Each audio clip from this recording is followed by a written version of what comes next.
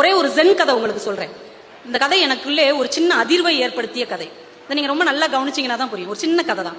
ஒரு ஜென்னா தெரியுமில்ல, அவங்களாம் துறவிகள், வாழ்க்கையில பக்குவம் அடைந்தவர்கள். ஒரு இளம் துறவி ஒருத்தர் நம்மளும் ஜென் துறவி ஆகணும்ட்டு காட்டுக்குள்ள போறார். அங்க ஏற்கனவே 4 துறவிகள் இருக்கிறாங்க. அவங்ககிட்ட போய் சேர்றாரு. நான் அவங்கள்ட்ட சேரணும் அப்படின்னு.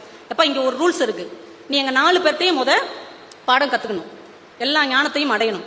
அப்புறம் அந்த மலை உச்சி இருக்குல்ல, ஆமா அதுல ஒரு குருசை தெரியுதா, ஆமா அதுலதான் நம்ம குருநாதர் இருக்கிறார், நம்ம எல்லாருக்கும் அவர் தான் தலைவர். நீ அவரை போய் தனியா பார்த்து ஒரே ஒரு கேள்வி கேட்கலாம்.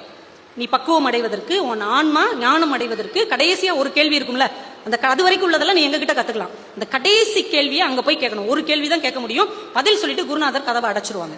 அதுக்கப்புறம் நீ ஞானி ஆயிருவ. சரின்ட்டு இவர் கத்து கொடுத்த எல்லாத்தையும் நல்லா படிச்சுட்டார், நல்ல பக்குவம் அடைஞ்சிட்டார், பொறுமை அடைஞ்சிட்டார். இந்த 4 ஞானிகளும் திருப்தி அடைஞ்சிட்டாங்க. சரிப்பா, நீ எல்லா பாடத்திலையும் ஜெயிச்சுட்ட, நம்ம கடைசியா ஒரே ஒரு கேள்வி மட்டும் மனசுக்குள்ள வச்சுக்கோ. அந்த கேள்வியை எடுத்துக்கிட்டு நம்ம குருநாதரை போய் பார்க்க போ அப்படின்னு அனுப்புறாங்க. அவர் கஷ்டப்பட்டு அந்த மலை உச்சியில ஏறி 4-5 நாள் சிரமப்பட்டு அந்த குடிசைக்கு போயிட்டார். குடிசை கதவை தட்டுறாரு.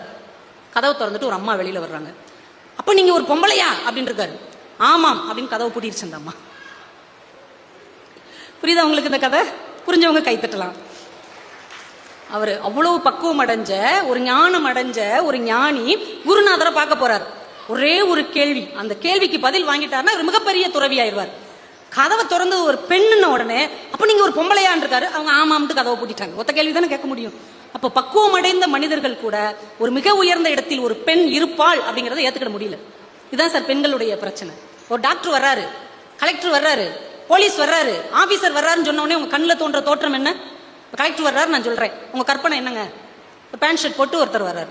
டாக்டர் வர்றாருன்னு சொல்றேன், ஒரு ஆண் டாக்டர் தான். ஒரு போலீஸ் ஆபீசர்னு சொல்றேன், ஒரு ஆண் தான்.